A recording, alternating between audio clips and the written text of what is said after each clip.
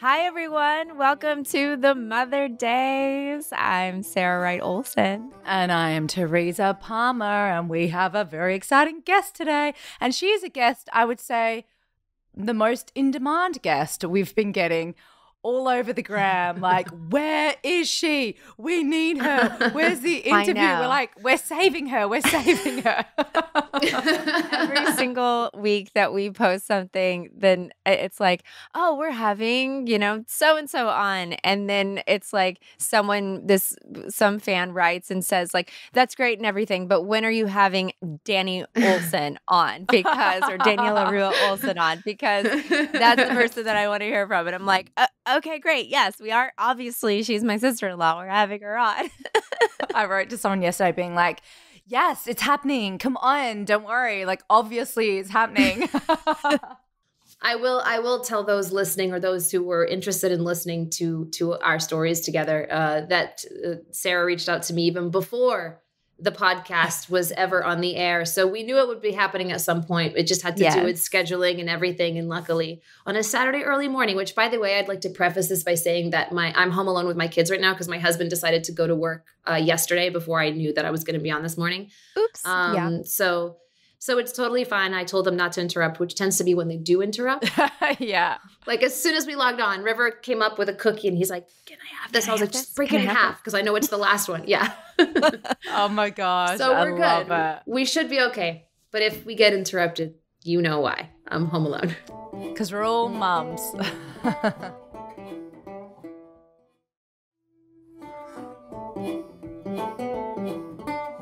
Well, welcome to the show, Daniela Ruah Olsen. Hi. We are so excited to have you. If there's any listener out there that doesn't know, Dani is my sister-in-law. She is married to my husband, Eric's brother, Dave Olsen. And then on TV, she's married to my husband. Ha, chew on that.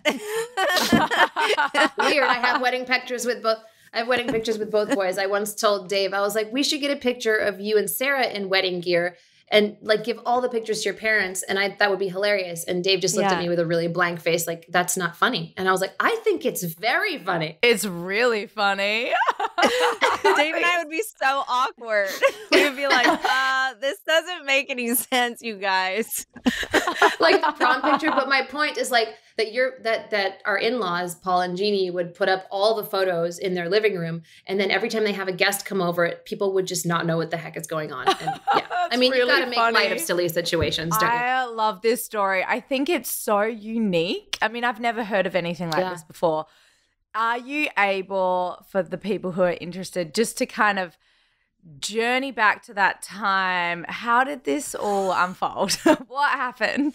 Specifically with Eric and Dave, or with which part? Yes, all of you guys. So you were on the show with Eric first, and then was his brother doubling Eric? So I started off the season right from the pilot episodes, and Eric joined us probably towards the end of season 1, and as a regular in season 2. And very shortly after Eric joined the show, he started sort of selling Dave. You should meet my brother. You should meet my brother. You guys be a perfect fit. And then I met Sarah, and Sarah started, you should meet Dave. You should meet Dave. You'd be a perfect fit.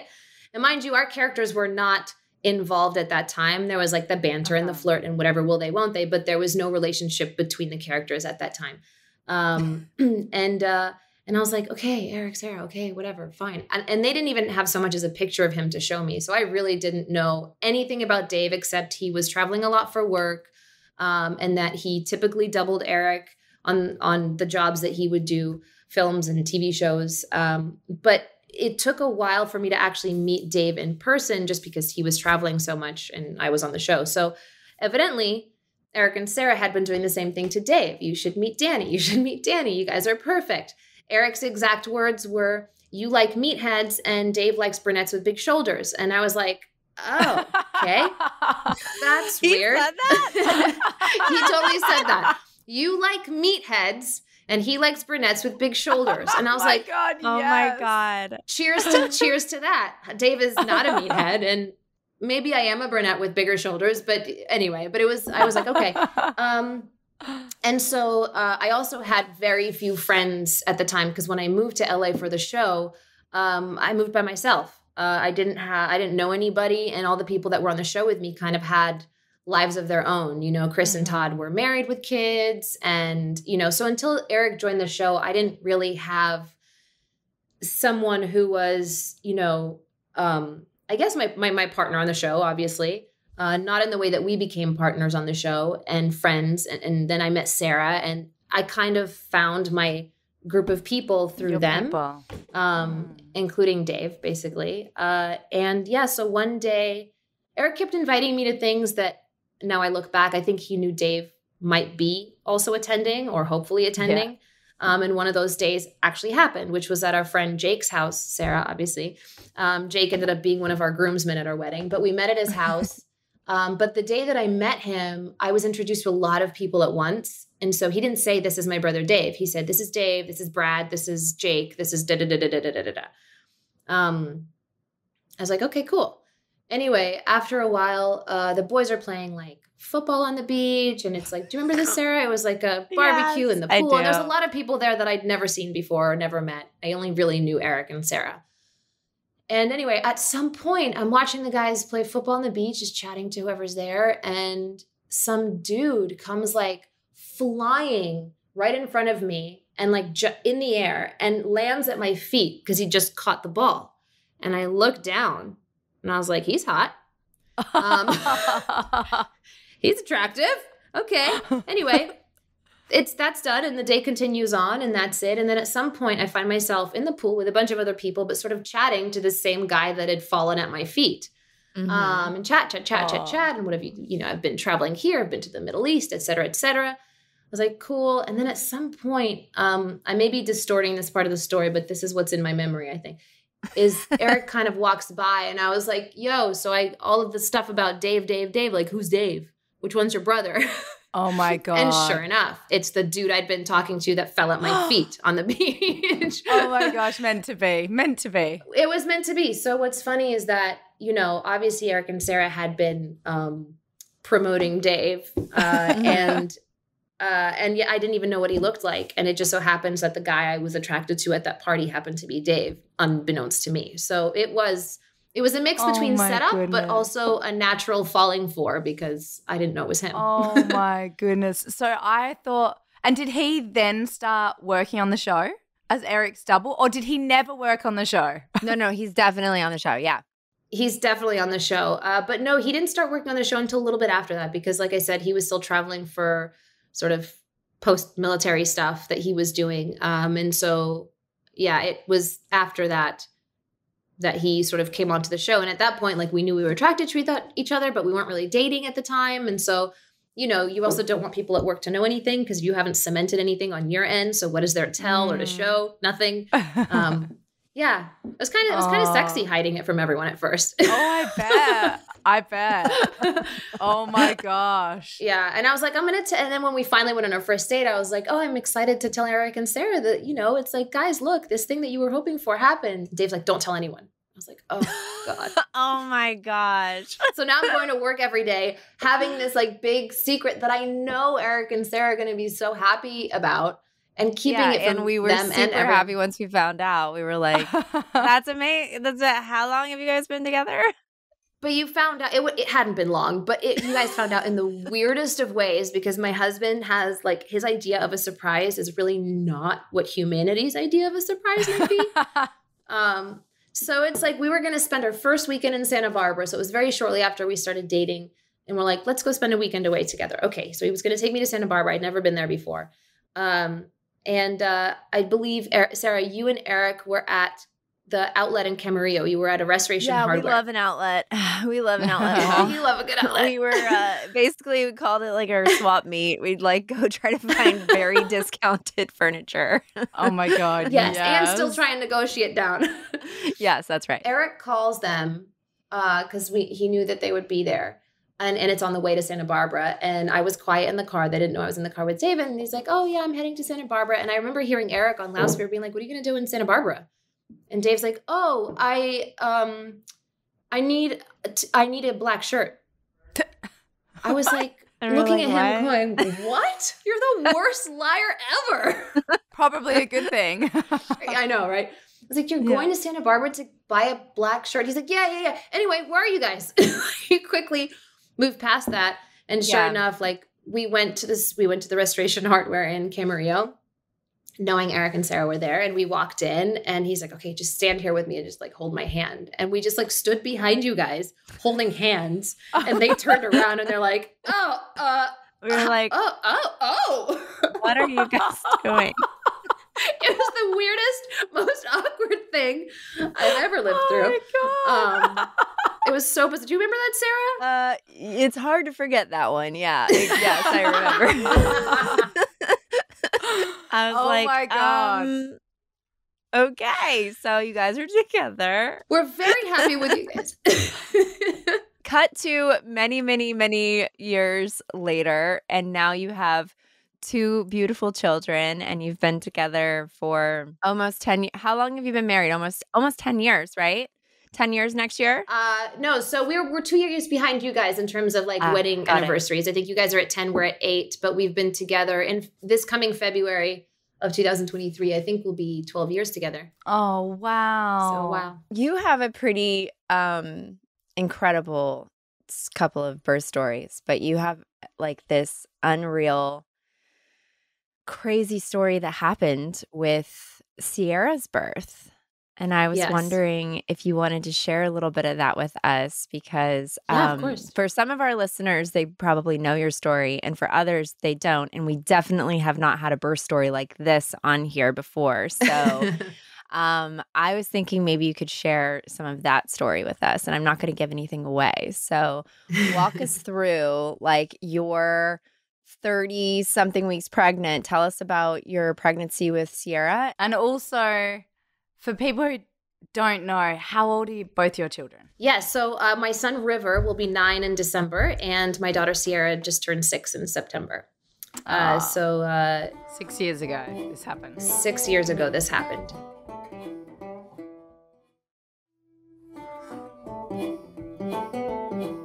Only 4% of births happen the way mine did, which I found out afterwards, and I thought it was really cool. Which is a breech birth. Fortunately, Sierra came out butt first, not feet first. So it means that we were able to deliver her more safely, or the odds were, gearing towards more safe than less safe had she been feet first. So Sierra was breech. And my water broke with both kids at 37 weeks, which is really funny. Same for both. And my milk dried out at like 5 months with both kids too. So my body was like, this is what we're doing and this is what we're sticking to. I was like, okay. Anyway, water breaks at 37 weeks with Sierra. I had just found out that she was breech.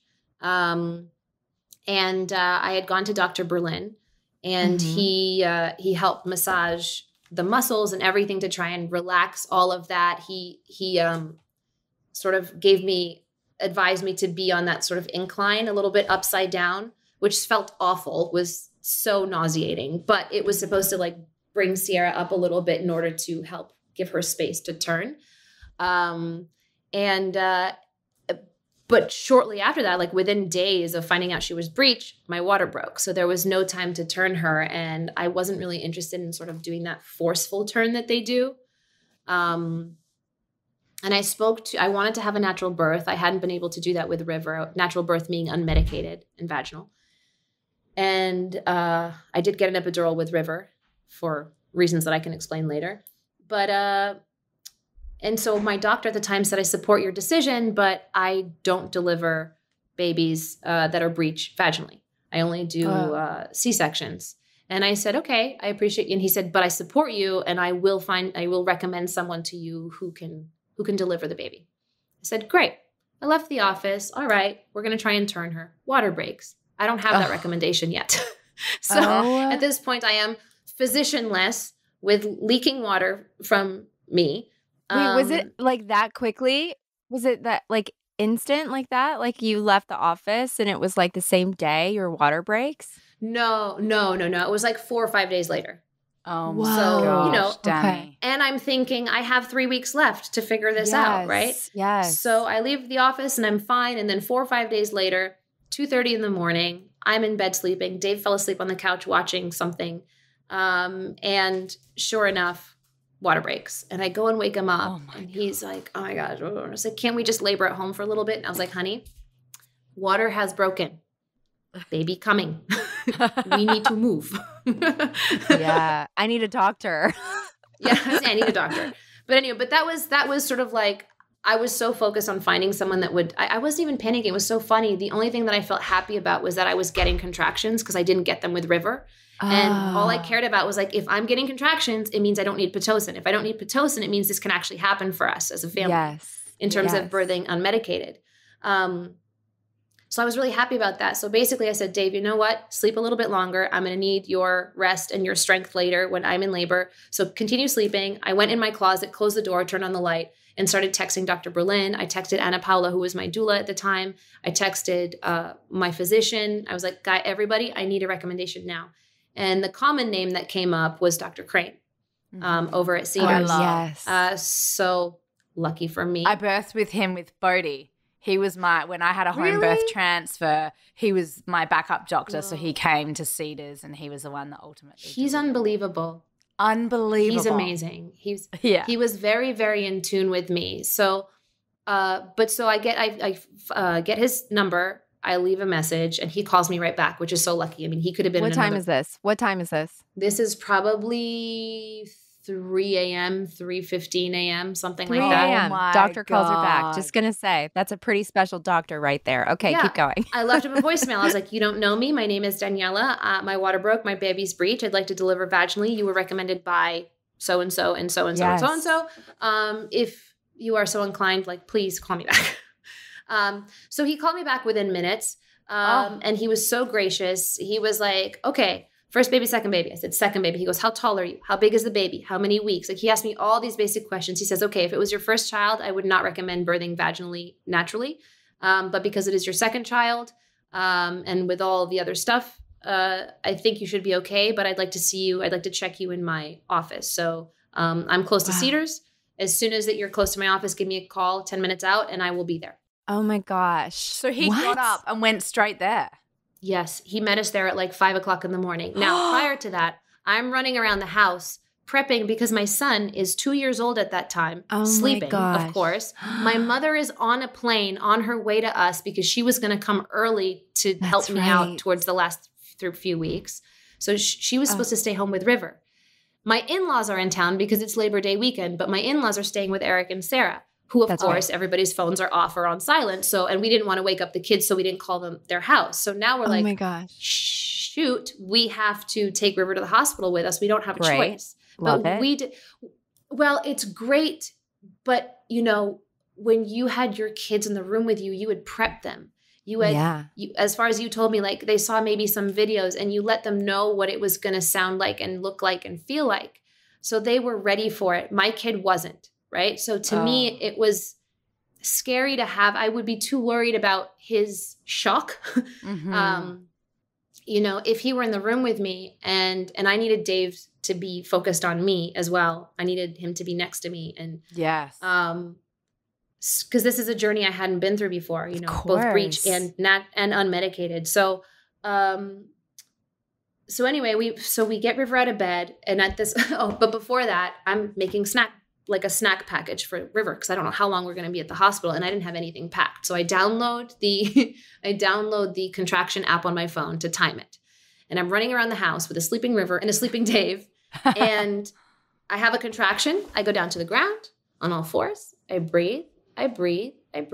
It starts to subside. I look up my watch. I go, great, I have 9 more minutes. And I start running around the house again quickly before the next contraction to get it all packed up. As I'm feeling slowly, the contractions are coming along and they're progressing, which again, I was thrilled about. Anyway, it's all ready to go. I said, Dave, we got to go. Get up. It's time. So we got River in the car. I couldn't even sit down on my butt anymore because like I could feel the pressure of her in me.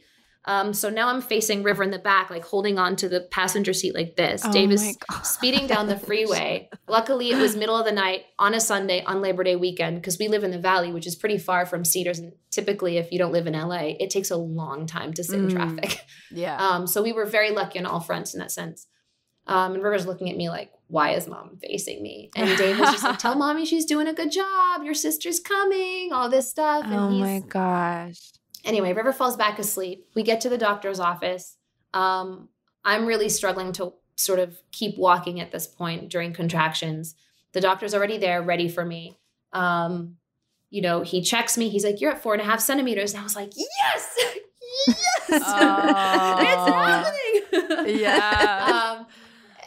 I was so That's exactly happy. what it feels like, by the way. It just you feel like, yes, It's it's like moving. such a good feeling. Yeah. And he's like, I think you're perfect. He goes, I think you're green lit to do this on Medicaid. I think you're good to go. You can totally do this. Oh my gosh. Goosebumps. And those words of affirmation meant so much to me.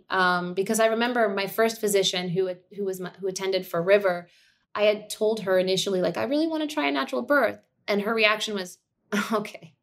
Condescending. Yeah, which is why I didn't use her again when I was pregnant with Sierra. Oh, guys, anyone listening, you know that that's not someone to be with. If someone laughs at you or like scoffs, especially as a first-time mom, like, okay, well, you can try natural if you want, but it is your first birth. Yeah. I have heard that story so many times. Exactly. The thing that I hear all the time is this line from women who are like, oh, my doctor told me this. My doctor said, oh, yeah, a lot of women come in here and say that. And then they end up getting whatever. No. And an intervention. And I'm like, that's not okay. Like, just support the mother. Support her. Well, and it's also that when you feel supported by your physician and they give you advice to do something that wasn't in your plan, I will trust you. And I will go with your advice because you've been so supportive up until now. And I know that you wanted what I wanted for me.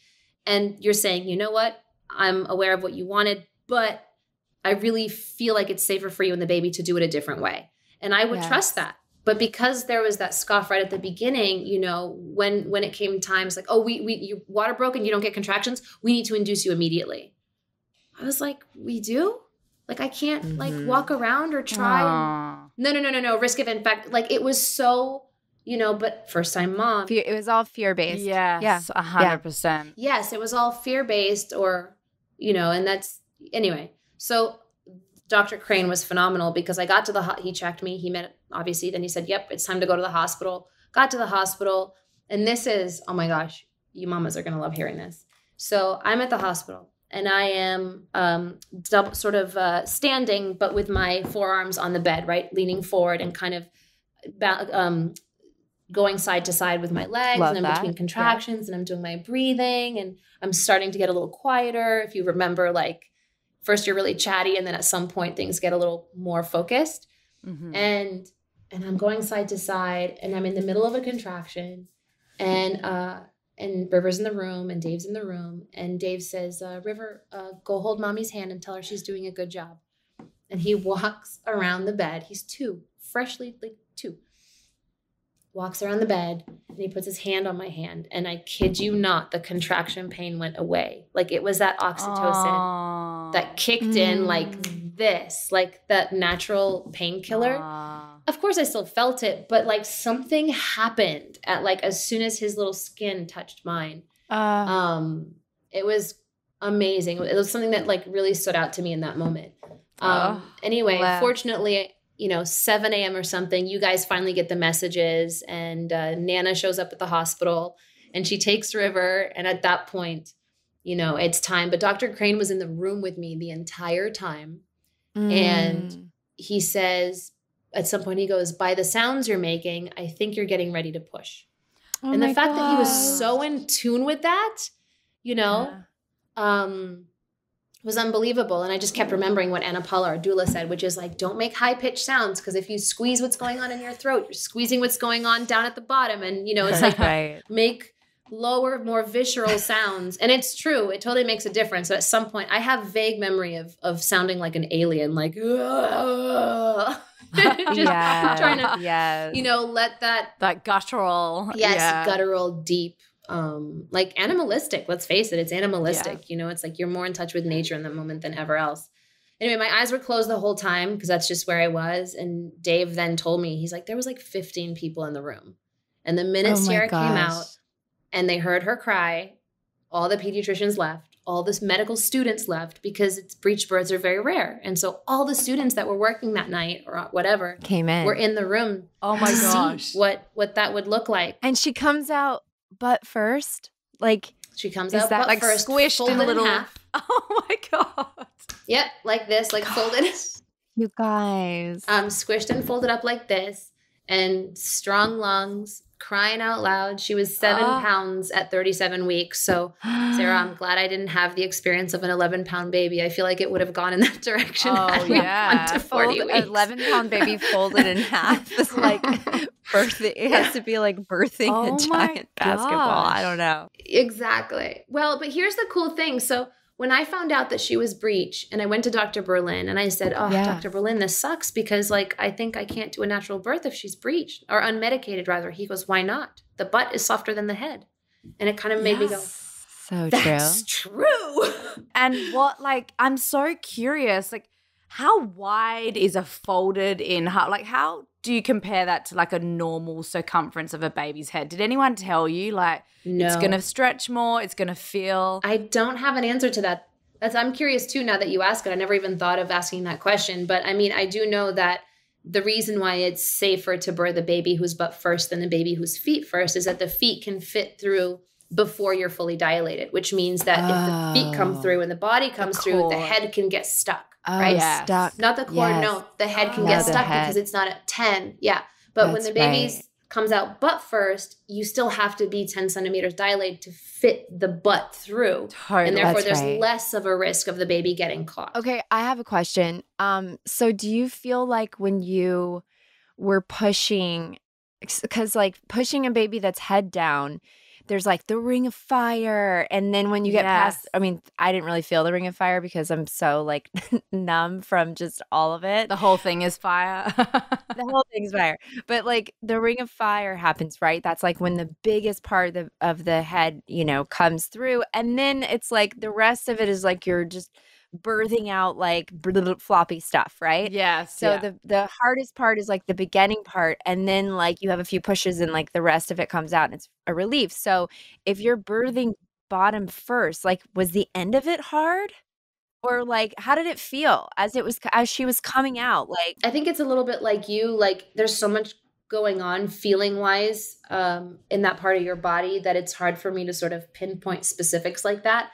But I can tell you that what I believe I felt happened was she came out butt first, and then Dr. Crane like pulled out the rest of her legs. So I believe. Oh wow! And just sort of like because once she started coming out, she came out almost all at once as far as I remember. Right, and so he kind of helped negotiate her out with while you were. Yeah, I think so because as you said, like there was a moment of push. And then whatever is the most stretched version of you, then at some point it went back, and like you said, like it just flopped. The rest of it just sort of flops out really quickly. Oh, It's the best feeling in the whole freaking world. It is the best feeling. I love that. Yeah. It is a big relief. It's a big relief to your body. And oh my gosh. And she just started crying. Yeah, immediately, which is so lucky. So we're such a blessing. But like, as soon as she came out, the first thought in my head was like, I did it. I did it. But what came out of my mouth to Dave was, we did it. We did it. Oh my gosh, that is so sweet of you. Yeah. You know, but it was also like Sierra also did it. Like we all did it. You know what I mean? Yeah. But the funny thing is, as scary as birth may sound to somebody who's never had a baby, because I remember perfectly when I was younger being like, I can't wait to have kids. But like once the baby's in your tummy, oh my gosh, then it's got to come out somehow. And that's terrifying. Mm-hmm. But then when you actually do get pregnant, sorry. Do it. I made it. You made it. You made it out of the tummy. You made it out of my tummy. You did. Oh my gosh. I'm leaving that in. Can we leave that in? We're leaving That's that so cute. Oh. Yes, of course. And so, oh gosh, what was I saying? I remember you guys are both in costumes. You gotta stand on that side. I remember what you were saying. So what you were saying was get closer so they can hear you. It was when Sibu came out of the tummy, and I touched your hand, and it didn't hurt anymore. Yeah, And you heard that part. Yeah, I heard everything. What were you eating when Sierra was born?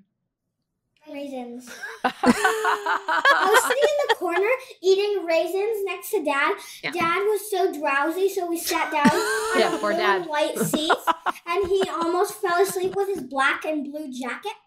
And he was wearing what? That's right. He was That's wearing really cute. what are those things called? Sweatpants, wasn't he? Yeah, I think so. I don't remember. I'm glad you do. Oh my gosh, I was kind of focused on other things. Yeah. I mean, Yeah, no, River has a memory of an elephant. He does not forget. The detail. he's like Dad's black and blue jacket. Oh my gosh. Oh my gosh. That's amazing. Yeah. Anyway, it was an amazing experience. Oh, and that fear, basically, you know, whatever I thought would be a fearful experience when I was younger, once you do get pregnant, you're just looking forward to meeting this human that you're making, basically. And so, yeah, there was no fear or anything. I couldn't wait for it to happen. So I was beautiful sun flare. Couldn't wait for it to happen. And right after I birthed Sierra, as much as my body and mind went through in that moment, I was ready to do it all over again. Oh, You know what I mean? Like, it didn't even wow. take a day to say, oh my God, I need a rest. Like, oh no, gosh, I would totally do that again one day. And then we decided not to. Just to. And are you still thinking about it? No. Life, this is kind of like what we were always hoped for, what we always planned. You know, we always wanted a boy and a girl, whatever order that came in. Yeah, it's luckily thus far life has been exactly as we designed it, so to speak. Oh my goodness. That is what a so dream.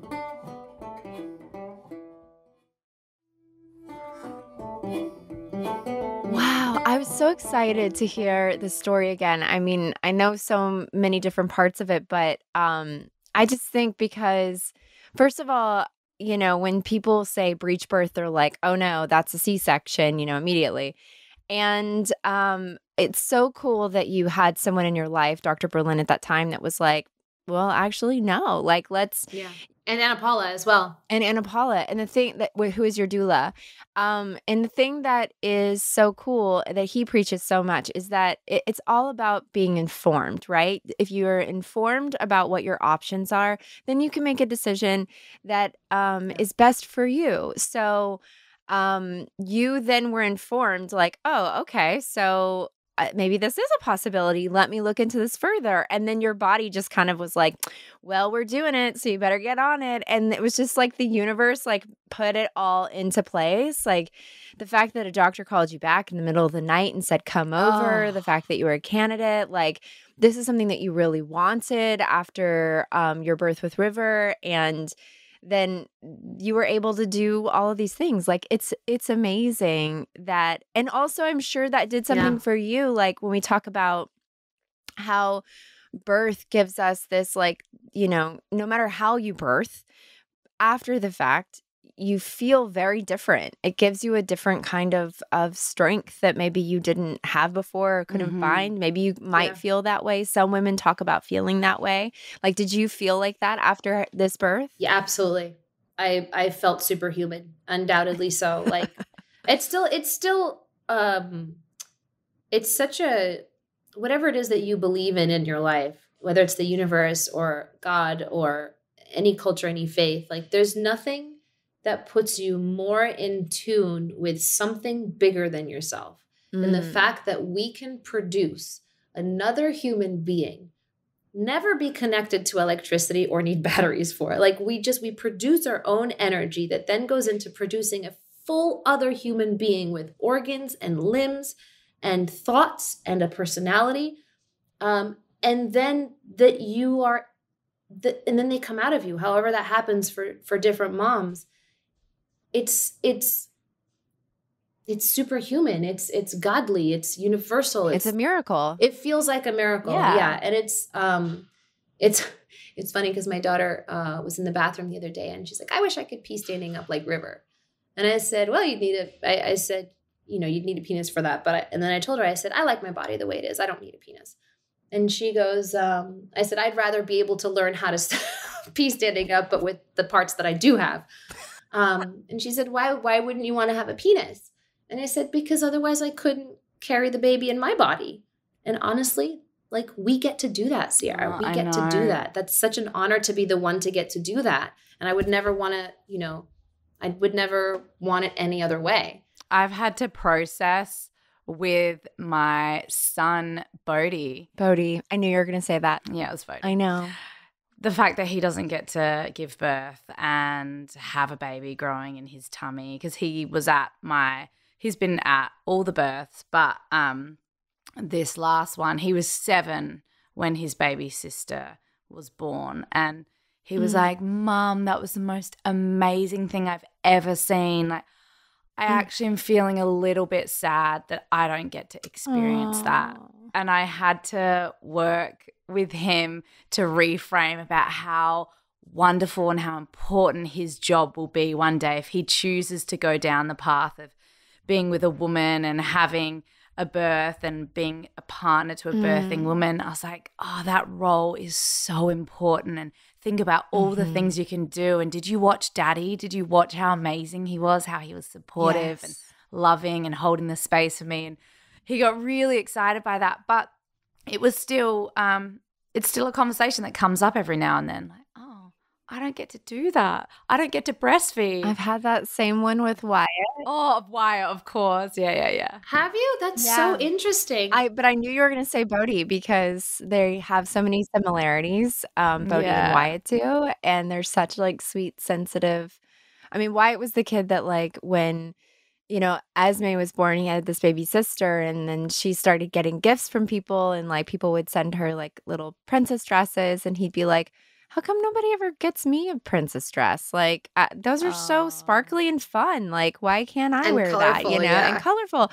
And I'm like, you totally can. Like, if you want one, I could get you one, you know, like, here, wear this one. You know, I was just like, but the same. I was just looking at photos of Esme and Wyatt and Bodhi all down at Malibu at Casey's house that day. Do you remember? And they all were so excited because they wore Casey's daughter's dresses, and they all put them on, and they were doing this performance, and Esme was singing a Frozen song, and the boys were twirling around in their little skirts and dancing in these princess dresses. They were having so much like uninhibited fun. And we were just cheering them on, being like, yes, oh my gosh, you're feeling it. It's amazing. That's so funny. River, a long time ago, River like put on one of Sierra's, what did he do? Was it one of her? Yeah, one of her like princess dresses, and he came running in and was like, ta-da! And I was like, you look great. He was being silly. So I was like, you're so funny. And he's like, do I look like a girl? I said, actually, no, you look like a boy who's wearing a dress. Like, I was like, yeah. He wasn't trying to look like a girl. He was just like asking because he has long hair too. Yeah. And I was like, no, you look like you wearing a dress. Already just had his hair cut yesterday. Like short? Short. Very short. Oh my gosh. Did he want to? Was he asked for it? He wanted to. He was done. I was like, are you sure? And he was like, I'm done. I know. He's so beautiful. Oh my God. River sometimes, like, I'm sure your boys are like, it's just a thing where it's like they don't want to brush their hair. Right. Yes. And so, so we have to agree on like, you always have to brush your hair every time that you shower because you've got conditioner and it makes it easier and all that stuff. Anyway, there was one time, maybe last year or something, where his hair just got really, really ratty and knotty, and it was very difficult to get it out. And I said, you know what, River? This is like anything that you have. If you have a wetsuit, you got to take care of it or you don't get a wetsuit. You have a surfboard, you got to take care of it. A bike, if you don't take care of the stuff that you have and love, then you just can't have them or you shouldn't have them. Same thing applies to your hair. If you can't take care of your hair, we should cut it. Yeah. So if you're going to continue like this, then we're just going to cut your hair. And he called me on my bluff for the first time ever because it used to be like, no. He goes like, fine, we'll cut it. And I went, don't cut it. And then I was like, no, buddy, I'm not saying we are going to cut your hair. I'm just saying like we like you just need to take care of your hair. So I was like, it's like you have to be strong and like I try, you know. Oh my God. As a parent, you don't want to like backtrack and, you know, but he totally called my bluff that day. And I was like, I mean, look, I'm not saying we're going to. I'm just saying you should brush your hair. But yeah. When you were talking about the birth of Sierra, you mentioned at the end there, like, however, whatever it is that you believe in, like, the universe, God, all those things. And when you said that, it reminded me that you are Jewish and Dave is Lutheran. And so you have a household and a family that has two very different upbringings and religions involved. Raising children with the menorah and Christmas tree and all the things. It's a beautiful, modern, and very inclusive way of living that I've seen. And it just celebrates culture and heritage and belief and all of those things. Can you tell us a little bit about how you guys got there? Yeah, absolutely. I think it was never an option not to include everything. Dave said something to me really on in our relationship before we even had kids. Because by the way, I come from a family. Both sides of my family are Jewish and traditional Jews in the sense that we celebrate the high holidays and we don't eat pork and but nothing Orthodox or super conservative. Definitely very culturally Jewish. And I think there are two sides to that in Judaism. There's a religious side and then there's the cultural side. Some do both and some are more one thing than the other.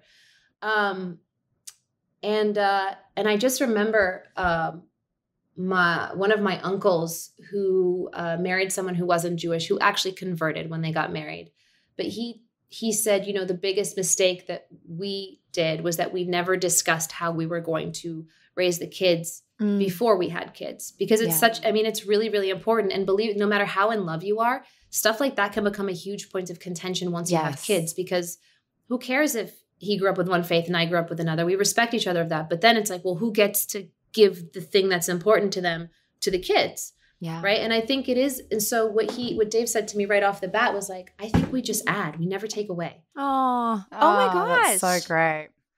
That's beautiful. Yeah. And I think that kind of became the motto for how we raise the kids. Obviously COVID changed everything about attending temple or attending a church or anything like that. Yeah. But prior to that, we would go to temple. And then if we visited Nan and Papa in Iowa, they've definitely been to church before, like Thanksgiving service and taking the food down the aisle and donating it. And, I think at the end of the day, it's about being a really good human being. I think if one of us, Dave or I, didn't believe in God at all, I think that would be harder because, yeah, you know what I mean? And the Lutheran and the Jewish faiths are not as different as you would think. Socially, we're both sort of very liberal with what we believe people's rights should be. You know what I mean? So our faiths don't cloud our acceptance of other people. And at the end of the day, like, we were interested in learning about how we both grew up, and we both grew up with the same, so to speak, amount of religion around us, right? Both families were traditional. Both families, were dedicated to certain parts of their faith and things that you do. So none of that was foreign to us. It's not like one grew up with faith and one didn't. So, so we had more in common than you would think with just the labels of Jewish and Lutheran. There was far more in common. River we had a moil come to the house for his bris. Sarah, you were there. I was. It was probably shocking. It's probably a very shocking moment because it's not something you're used to. I had been to a couple of brises before and it didn't really affect me much. And then when it was my own, and then when it was my own son, I was like, ah! Is that circumcision? Yeah, at the house. Oh, okay. I was filming it. You filmed and it? I had to turn my head away from the camera because okay, here's the other thing too, though. Sorry to make this about me. But I was postpartum only like 3 or 4 months, right? Because 3.5 months, yeah. Super sensitive. 3.5 months. So the boys are 3.5 months apart. And so I was still very early on postpartum with my first baby. And then Dani has her baby. And this is something very natural and normal in her religion and what they do. Culture. And so culture, I had no idea what I was walking into. Sorry. So then I was like, wait, what? And then I was like, oh yeah, I'm the person filming. And I was like holding the camera and like looking away, but fully tears are coming down my face because the baby's crying. So of course I'm crying. And then I was like, ah. And I mean, but for Dani, she's fully crying, but she was like, it was such a beautiful experience, right? Yeah, definitely. It was spiritual and beautiful. And, it's like I also, even though that's what I grew up with, I still did the reading and the research and spoke to people who knew more than I did about it, and, physically for the baby, they don't feel it at that early age. You have to do it when they're 8 days old. And by the way, the reason why River was crying was because he was being held down for a matter of probably a minute. It was very, he had to be held to be still so we wouldn't, do it wrong. But the minute he was picked up, stopped crying, fell right asleep. We handed him to Nana, right? Eric's mom. Yes, because the Moyle who performed the circumcision, he saw how emotional I was, and I think he just wanted to make sure that like mom's not, I wasn't going to, but like mom doesn't faint or doesn't have some sort of like conniption. So it's like, let's hand the baby to grandma. And then Nana was like holding him and he fell right asleep. It was like, oh, completely. Wow. Yeah. There was no post repercussions. And I know that for some people, circumcision is an obvious thing. For some people, like it's much more of a discussion.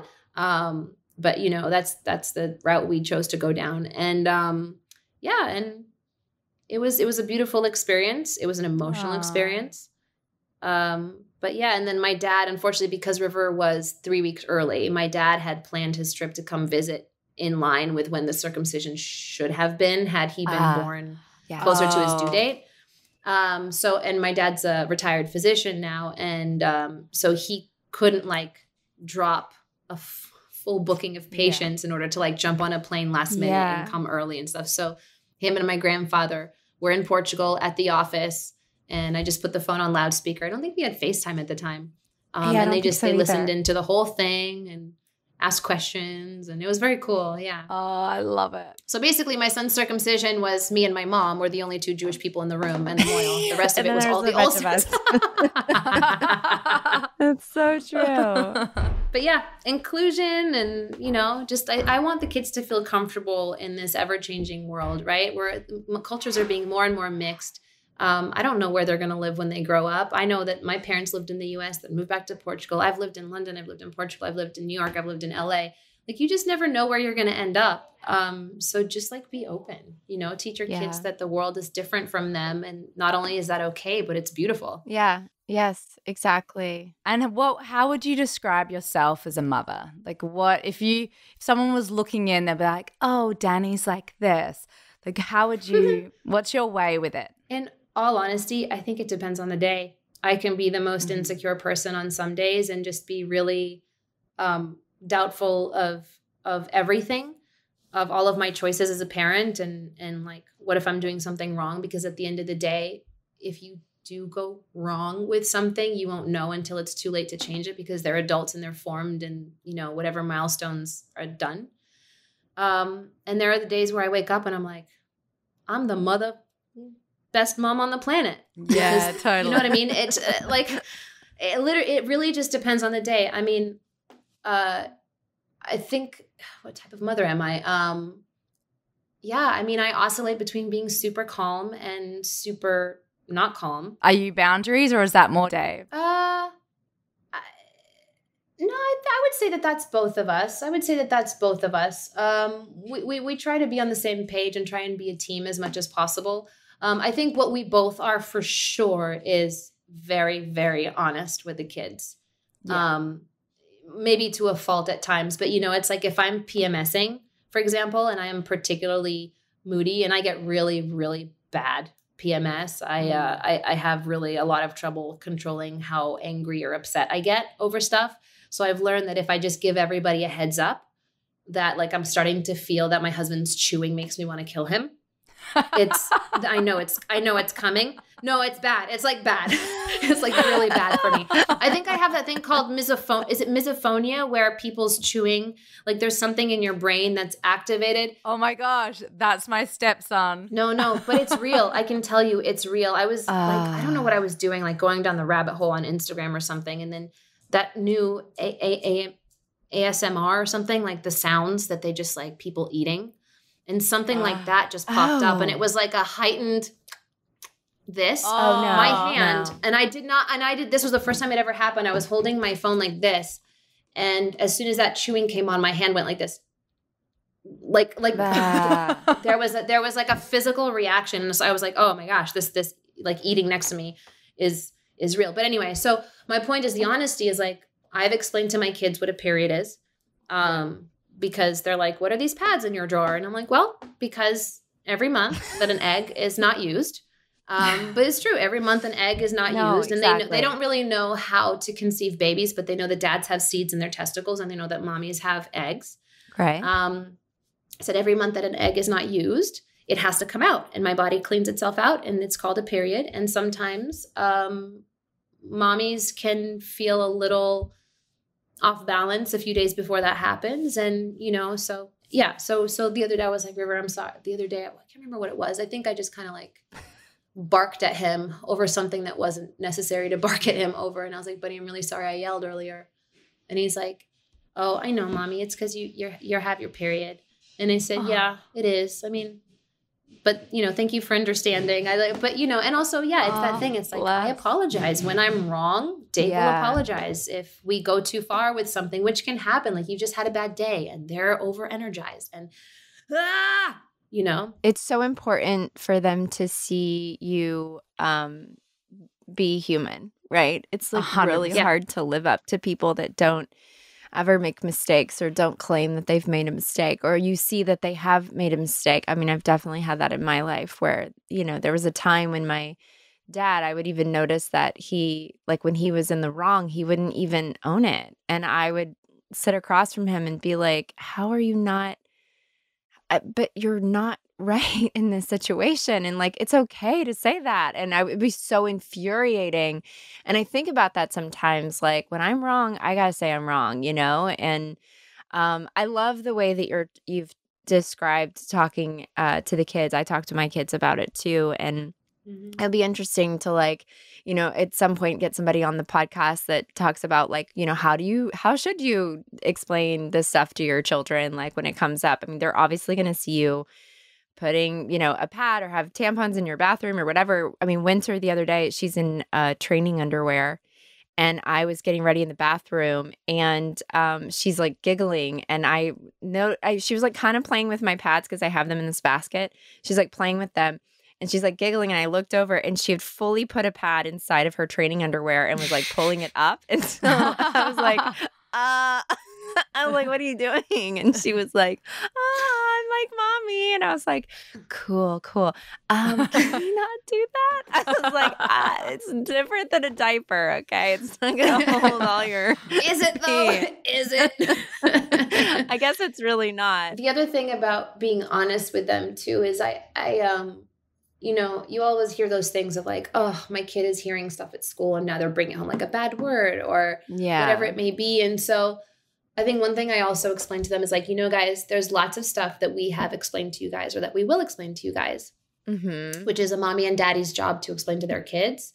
It is not your job as a kid to go to school and share this information with your friends because maybe their parents aren't prepared to tell them about it. That's right. And so like I said, we haven't told them about intercourse or anything like that yet. But I was like, I even tell he's like, yeah, but how did the seeds get into the egg? And I said, you know what? There is more to the story. But Daddy and I have decided that we're going to wait a little longer before we tell you the end of the story. We don't think you guys are old enough to hear that yet. But we will. At some point, we will tell you that story. And when we do, the rule is you can ask us all the questions in the world, but we need to not take that to school with us because it is not our job to explain that to other kids. It's their parents' job. That's so great. And they seem to be very understanding about that. Because you know what I'm saying? It's like when my kid comes home, imagine he hasn't, but imagine he's like, oh yeah, so and so said that this goes in the vagina. I have to be quiet. Yeah. Oh, yeah. Don't say that out loud right there. I'd be like, oh, somebody else has forced my hand. You know what I mean? And I don't appreciate that. So, I mean, Teresa, you have a teenage son. Oh, yeah, I know. Well, he obviously knows all the things. All the things. All the things. Did you explain them to him or dad? No, I reckon that came from mum. I reckon that came from his mum and his friends. But it has filtered down to Bodhi. So Bodhi does understand what happens. He thinks it happens just with married mummies and daddies. So I'm like, we're just going to leave it there. We're going to just leave it right there. Yeah. And I'm not going to talk about like, actually it can happen in any situation if you're feeling it can, no, I've just left it with like when someone is together and gets married, I'm like, oh, that's so interesting. And I think he probably picked that up from having an older sibling. But there are certain other things like that we keep secret, us parents, that Bodhi has heard from school about certain times of the year, if you know what if you can pick up what I'm putting down, that as the end of the year rolls around, certain things happen. And there have been people at his school whose parents have different beliefs and have told him things that he'll come back so upset. So I love what you're saying, Dani, about like putting that boundary in place, saying like, this is how we discuss this in our family. But that's the key point, is we keep this to our family and we don't share it with any other children.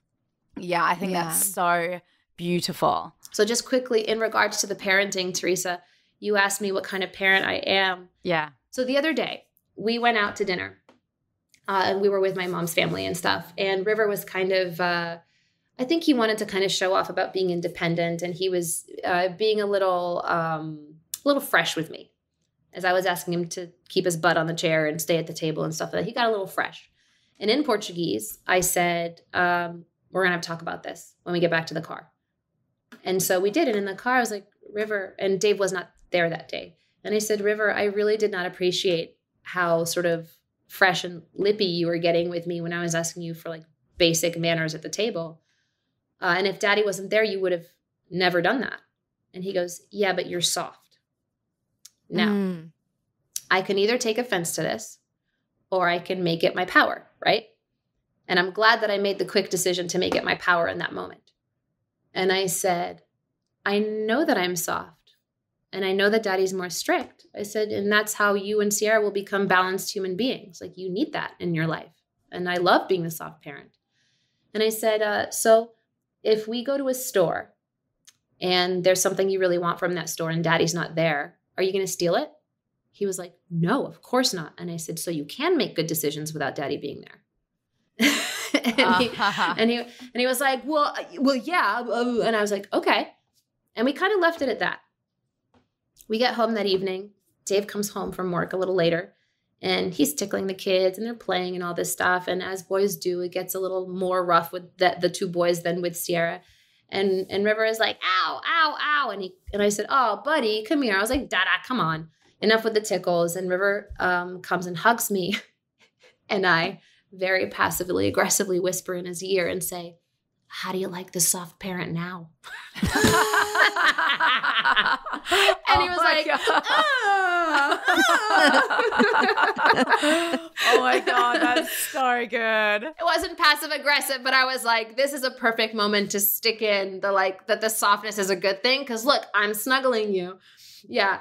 But anyway, and then a few days after that, or a few weeks after that, actually, River had like 5 or 6 soccer games in one weekend. He was playing on different teams.